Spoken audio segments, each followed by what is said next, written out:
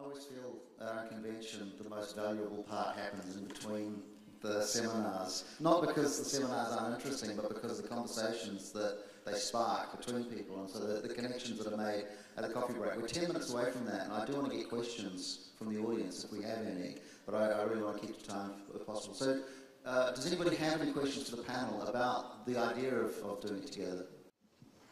Could you introduce yourself just for context, please? My name is John Telfner. I've had a very successful living from music. I managed Joe Jackson, Everything But the Girl, David Bowie, Proclaim's, many platinum and gold albums. I've had a company in London. I've had a company in New York. I now have a company here in Brazil. The question I have is, who are you trying to reach here? There's so few people here. It's unbelievable. Why are there not more people interested in being creative and successful? There's a school below. Where are those? They should be here. They're the ones that we're trying to reach. Where are the labels? Where are the publishers? Where are the managers? Where are the bands? It's very depressing, actually. Thanks. Thank you. If I can address that, and then we'll go around. I think one of the things that we're trying to do, or at least one of the things I feel I'm trying to do, is this kind of shouting in the wilderness. You know, we need to do this. And if we can get that message out to small groups of people, as happened in Salford a couple of years ago, and the word can spread organically, and the excitement that comes from a small group of people and goes outwards from there, I think that has power in it too. It would be great to see a full audience here, of course. But I do think that people are suspicious of things like this, because it is self-proclaimed outside of what you're supposed to do.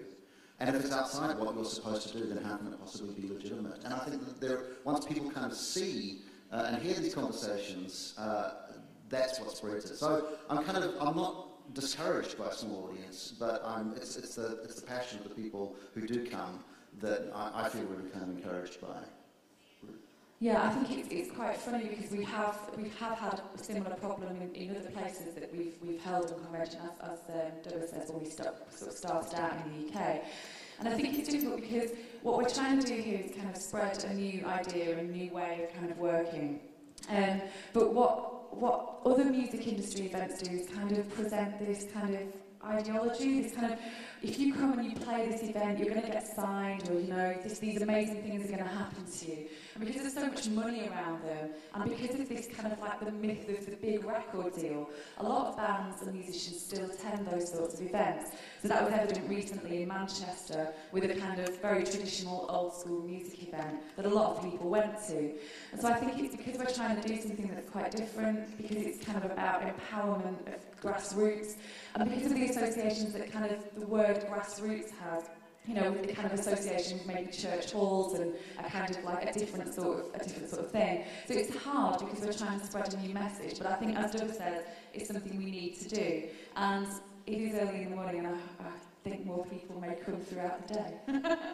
E é muito legal que tenham pessoas interessadas nos grandes centros que talvez façam, que tem salas dessas sempre lotadas com 800, 400 pessoas, etc., dão um espaço para que a gente que lida com essa atividade, que trabalha com esse tipo de artista, que talvez movimente um público tão pequeno, mas que na hora que se encontra em centenas ou milhares de pequenas cidades coletivas espalhadas no mundo inteiro, forma uma grande comunidade de música.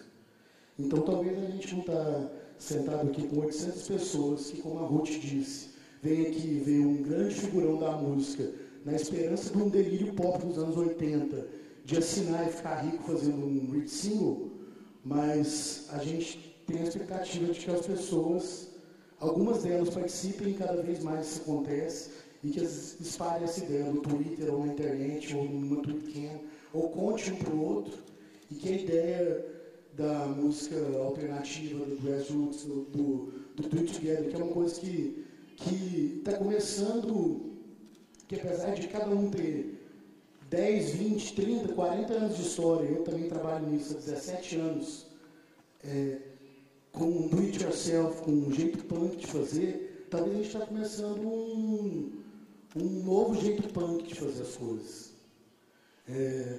O que tem sido demonstrado no Brasil, nas ações, por exemplo, dos grupos, dos coletivos fora do eixo, na ação da Rede Música Brasil, em que as pessoas, que são pequenos grupos discutindo música para o Brasil inteiro, de um jeito bem transversal e num nível bem básico das coisas, talvez possa ser a grande mudança que a gente está propondo agora. E talvez daqui a 2, 4, 5, 10 conferências a gente possa estar enchendo um pouco a sala. I think there are three things. Fabrizio is absolutely right. There are more people at this UnConvention than are in this room. And I think that's really important to remember. The second thing is, UnConvention in really small places have always been really packed out. Places like Swansea, where these sorts of things never happen, where people would not think to go. And I think there is a kind of whether it's kind of a saturation of conferences that happens in large places, I don't know, but there is that. But also, the thing I'm quite encouraged by is there are more people in this room than were at Sex Pistols gig. And that changed the world. Ruth? Sure. I just wanted to add that one of the great things that I noticed when we did an event in Oxford, where it was a really, really small event, I was twittering comments from the panels all day, and I noticed that the comments were being translated into Spanish and being retweeted around Colombia, and then they were being translated into another language and being retweeted somewhere else. So although in the room there were maybe 40, 50 people, actually the messages and the ideas were being spread all around the world, which is really exciting. And the other thing that we do is record all of the content from the events and add it to our website so that people can then watch. And some of the panels have been watched thousands and thousands of times. So I think even though there may only be, a small number of people here, the ideas are being kind of spread further. But yeah, it would be great if there were more people here. And hopefully, as the day goes on. No, but I was just saying, turning the spotlight on the audience. As from up here, we have the great view of being able to see you all. But everybody's like in little islands, dotted around ones and twos.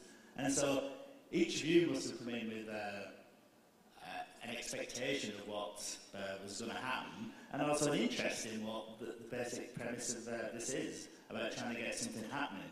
And in the same way, but as Andrew said about the Sex Pistols gig up in Manchester, even though there were only a few people in the room, but there was Morrissey, there was Joy Division, as I said, there was even Mick Hucknall. Now all these people were inspired by the fact that there was something happening. But through the actual meeting up with people, I hope everybody gets a chance to come around and talk to everybody today, as we will have, but we can all hang out together. But it's a good way of actually sharing, because I'm sure you've got lots of things that you don't really want everybody else to hear what your question is, just in case it sounds a bit stupid. But personally, you can come up and ask me anything. Eu concordo com todos vocês aqui, esse feeling de gostaríamos, como todo bom promotor, como todo bom realizador de espetáculo, que a casa estivesse cheia. Mas eu acho que a palavra é, nós precisávamos fazer isso, fazer um evento que começasse tão cedo de manhã, no meio da semana, tão fora da rotina da casa, que já tem público cativo, porque é necessário fazer isso, mesmo que seja para 25 pessoas nesse instante. Todos nós aqui sabemos disso, que assim, essa pequena semente que nós estamos plantando aqui para 25 pessoas pode ser a semente de uma árvore, de alguma coisa que pode daqui a 40, 50 anos ser extremamente importante. Não é uma pequena sementinha de grama que desaparece em uma semana.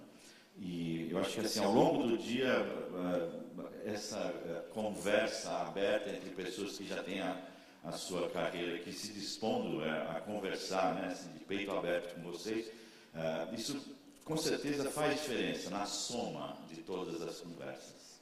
Pena, meu nome é Carla, eu sou do British Council. Então eu queria que o pessoal ainda falasse um pouco mais sobre essa descentralização e sobre a avaliação que vocês fazem depois de cada atividade que é feito. A UnConvention é uma instituição nova, tem 2 anos, mas que já passou por uma série de avaliações, foi adaptada. Eu queria que vocês falassem um pouquinho para a gente e demonstrassem um pouco de como isso aconteceu. Ruth. When we started UnConvention, as I said before, we only ever thought it was going to be one event. And then very quickly it spread to lots of other places. So we kind of had to sort of catch up with doing the evaluations sort of like later on, if you know what I mean. What we do is we speak to everybody who attends the events and we ask them questions. And for us, what we want to do is represent the grassroots properly. So we need to get the input from the grassroots to find out what they want, what they liked, what they didn't like, you know, what's happened. But we've only just kind of started to do that over the kind of past year. With events like Columbia, we did a really full evaluation on kind of what happened there.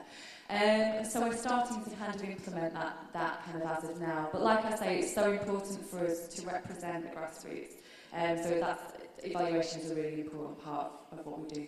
And I think it's probably worth pointing out the thing that really came out through the evaluation in Colombia was not the effect that UnConvention had while UnConvention was on, but what happened after UnConvention. That was really important. And what the people who were in that room did together as a result of that. Really important.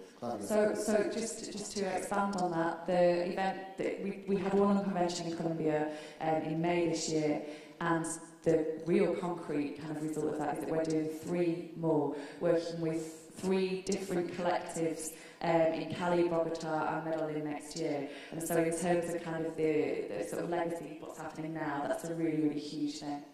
Bom dia, Cláudio Prado, sou do Laboratório Brasileiro de Cultura Digital.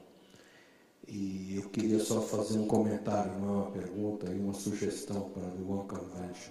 E dizer a vocês que eu acho muito importante que a rede UnConvention se conecte às redes que estão construídas aqui. Acho que esse ponto de conexão com o auditório é extremamente importante, porque é aqui, nesse auditório, que se expressou pela primeira vez, de uma forma consistente, por exemplo, esse movimento fora do eixo e outros movimentos musicais que estão andando por aí de coisas que normalmente não tinham espaço no eixo.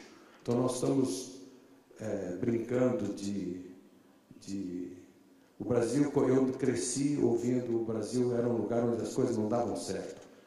E o fato do Brasil ser incompetente no sentido do primeiro mundo, incompetente em ser primeiro mundo, é a nossa grande vantagem hoje em relação à geopolítica desse momento do planeta do século XXI. Então eu queria só desconvencionar o UnConvention e puxá-los para essa realidade brasileira de uma forma que eu acho que pode ser extremamente interessante. I love this auditorium and I love this setup, and it's a beautiful building, but I do feel that sitting on stage is the wrong thing. Because I feel like I'm learning, and I don't want to speak for everybody else, but I learn more from the people that I speak to here than I feel I have to give. And so this is why I'm really looking forward to the coffee break, so we can have these conversations on a kind of one-to-one basis, and we can start to sort of tease some of these ideas out. So if we can leave it there, thank you very much for attending and listening, and you thank the panel as well as yourselves, please.